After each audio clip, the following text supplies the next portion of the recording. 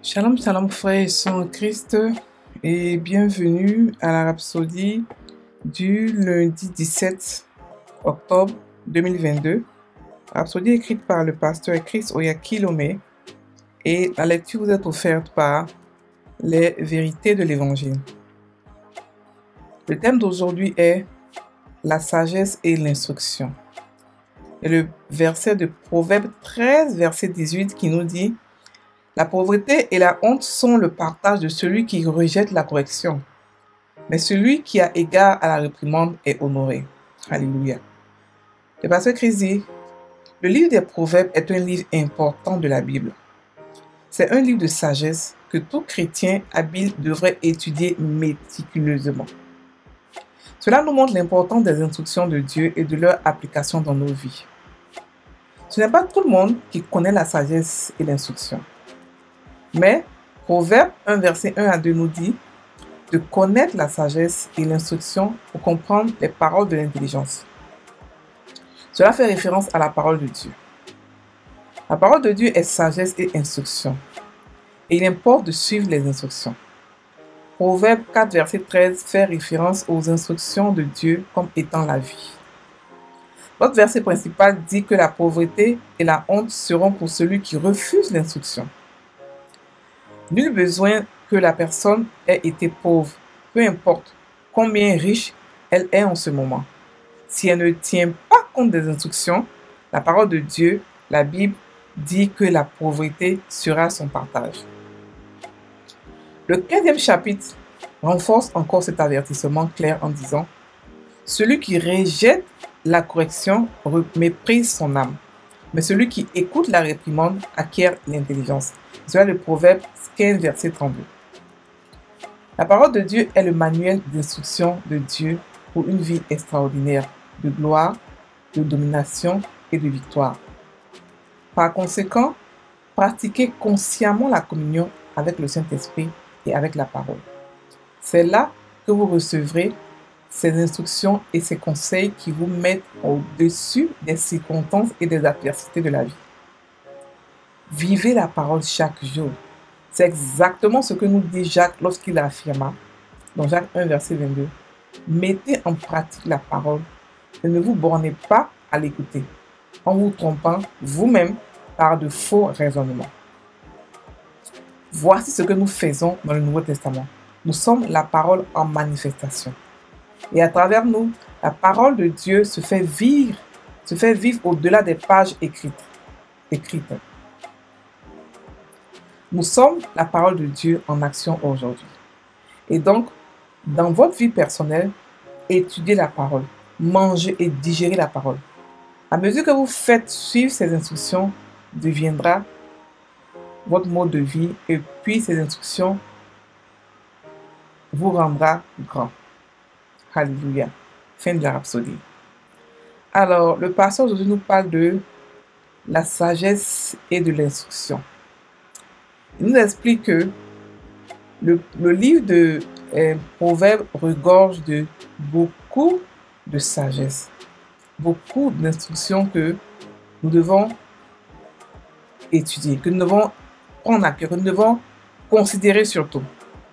Il nous dit que beaucoup de personnes dans le monde négligent l'instruction, négligent la sagesse de Dieu, négligent la parole de Dieu.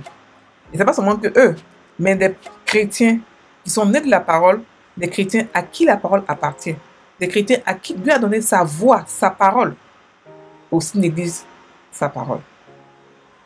Il dit que négliger la parole de Dieu est très dangereux. Alors là, très dangereux parce que elle vous apporte, la Bible dit que le verset de l'ouverture nous dit quoi? La pauvreté et la honte sont le partage de celui qui rejette la correction. Mais celui qui a égard à la réprimande est honoré. Il veut dire ici que dans la parole de Dieu, il y a la richesse, il y a l'élévation. Et que celui qui rejette cela ou qui néglige cette parole-là, ses conséquences sera la honte et la pauvreté. Que quel que soit le niveau que vous avez financièrement, si la parole de Dieu n'est pas dans votre richesse, vous allez tomber. Parce que la richesse du monde, elle est maudite. Oui. C'est pour cela qu'aujourd'hui, vous voyez des gens qui sont riches et demain, ils tombent. Parce que c'est une richesse qui est maudite. Mais par contre, la richesse du chrétien, elle est comme la lumière, le soleil qui brille tous les jours, de plus en plus brillant. Parce que le chrétien est enraciné et fondé dans la parole de Dieu. Donc, le pasteur nous explique de comprendre, d'aimer les instructions de Dieu, d'aimer ses réprimandes, d'aimer sa parole. Parce qu'il parle de correction et réprimande, ce n'est pas forcément le désert. Beaucoup de gens disent que c'est le désert. Que non, le désert n'est pas une instruction, n'est pas une réprimande. D'abord, le désert n'existe pas. Le désert a été créé parce que les enfants d'Israël ont été têtus, n'ont pas voulu écouter, ils ont commencé à se plaindre. Sinon, le désert n'existe pas. On n'a pas parlé du désert dans le Nouveau Testament. Ni Pierre, ni Paul n'a connu le désert. L'ignorance fait que les gens restent dans le désert, dans les problèmes pendant longtemps. L'ignorance et puis les plaintes, ce sont les deux là qui font que les gens restent dans les problèmes pendant des années, en croyant qu'ils sont dans le désert, que Dieu est en train de les instruire. Non. Dieu instruit celui qui aime l'instruction. Dieu instruit un fils de Dieu. C'est-à-dire que l'homme qui est mature, c'est celui-là que Dieu réprimande. Dieu ne réprimande pas un bébé qui vient d'arriver dans Christ, qui est en train de se débattre avec la parole de Dieu. C'est pas celui-là que Dieu réprimande. Dieu réprimande celui qui est assis dans la parole, celui qui a déjà testé la parole, pratiqué la parole. C'est celui-là que Dieu réprimande. Donc ne croyez pas que quelqu'un dans les problèmes, c'est qu'il est dans le désert. Non. C'est parce que soit il est ignorant, soit il se plaint, soit parce que le diable veut venir prendre la parole qu'il a semée en lui. Et que si le diable prend ça, c'est parce que lui, il a laissé le diable prendre la parole en ne cachant pas la parole dans son cœur. Mais la parole doit être cachée dans notre cœur, mais au plus profond de notre cœur. C'est ça que le pasteur aussi a parlé de mettre la parole de Dieu en pratique. La parole de Dieu se teste. Elle se teste et elle se pratique. Le Nouveau Testament, on n'est pas appelé obéissant de la parole, on est appelé pratiquant de la parole. Pourquoi?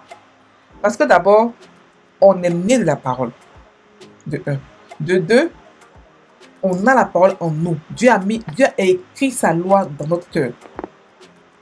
Et de trois, on a sa nature. Donc, on peut facilement agir comme lui. Donc, qu'est-ce qu'on fait avec la parole? On la prend et on l'enfonce dans notre cœur. On la cache, on l'écrit dans notre cœur par la méditation et l'étude biblique. Et la méditation, c'est quelque chose que beaucoup de chrétiens ne comprennent pas, ne savent pas le faire ou n'ont pas été enseignés. C'est la seule voie au succès. Et un succès total dans toutes les entreprises. C'est la méditation. Et on a sur cette chaîne un enseignement sur la méditation. Comment méditer la parole de Dieu. Comment le pouvoir de la méditation de la parole de Dieu. Il faut méditer. C'est lorsque vous la méditez que vous commencez à la pratiquer, mais naturellement, facilement. Il n'y a rien de ce que Dieu a demandé de faire qui est difficile. Rien n'est difficile.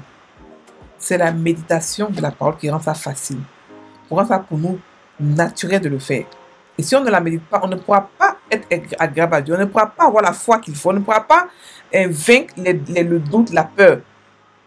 Lorsque les difficultés viennent et que vos yeux voient le contraire de ce que vous avez demandé, ce qui peut vous faire tenir, c'est la parole. Donc, on doit avoir une relation à la parole. Ce n'est pas une option. Méditer la parole n'est pas une option. L'étudier, ce n'est pas une option. Il y a deux choses. Il y a deux trucs. La chose, c'est trop dit. Il y a deux choses qu'on doit avoir dans la parole, dans la chrétienté. Deux trucs avec lesquels on doit avoir des communions. La parole de Dieu et le Saint-Esprit. On ne peut pas prier pendant des jours et des jours sans avoir la parole de Dieu avec nous. Donc la parole de Dieu, c'est comme si vous mangez, vous buvez de l'eau sans manger. Vous allez grandir peut-être, vous n'allez pas grandir correctement. Mais quand vous mangez la parole de Dieu et que vous buvez de l'eau, qui est le Saint-Esprit, vous mangez, vous grandissez équilibré. On doit, et quand je parle de la parole, la méditer, c'est pas la prendre et puis la lire. Seigneur, voilà ce que tu as dit, voilà, parle, agis. Non, c'est pas ça méditer la parole. La parole de Dieu, c'est qu'on la prend, on la rumine, on l'écoute, on l'imagine, on la pense. Après, on la parle, on la prie. On s'entend sa voix, on parle, après on crie, on rugit, on hurle la parole. C'est comme ça qu'elle rentre dans notre cœur. Et c'est comme ça qu'on la cache dans notre cœur, pour ne pas que quelqu'un la prenne. Sinon, le diable est prêt pour prendre la... Chaque fois que vous avez reçu une parole, vous avez toujours des attaques. Un chrétien sans attaque, c'est que ce n'est pas un chrétien. On est tous attaqués.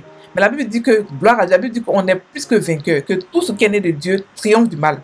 Et qu'on a le pouvoir sur le diable et sur toute la puissance de l'ennemi et rien ne peut nous nuire. Donc même quand il est attaqué, on contre-attaque et puis on garde la parole de notre cœur. On peut contre-attaquer. Avec la même parole, on peut contre-attaquer.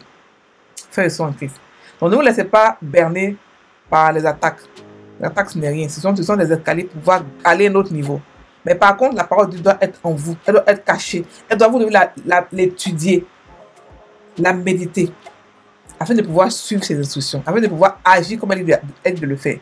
Il n'y a pas un fardeau de Dieu qui est lourd. Ça n'existe pas.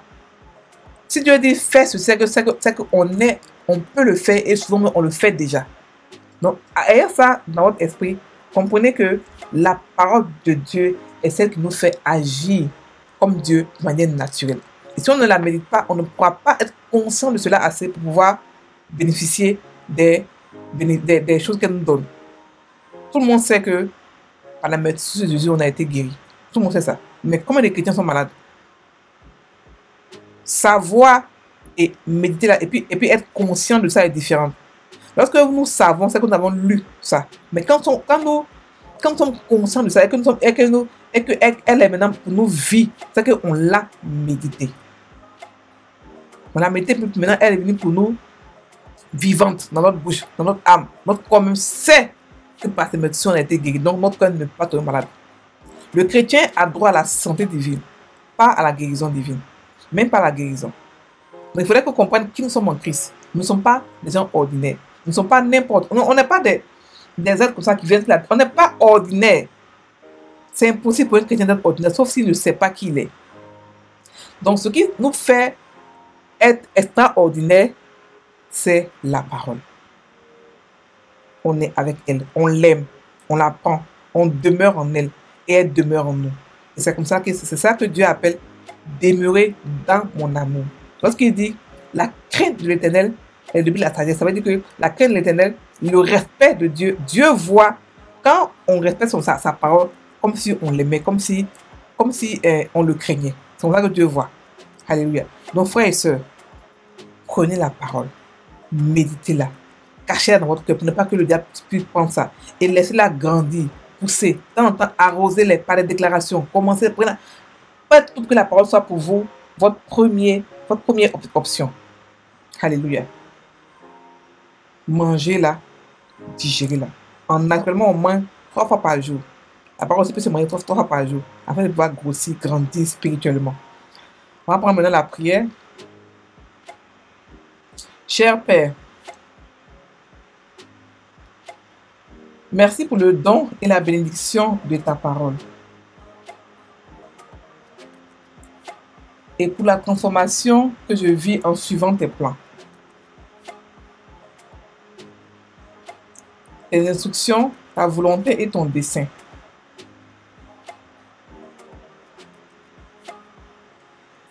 Je suis sensible à tes conseils.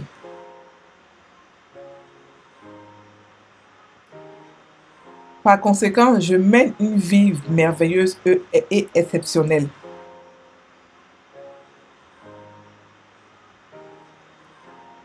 Accomplissant glorieusement ton appel et ta destinée me concernant. Au nom de Jésus, Amen.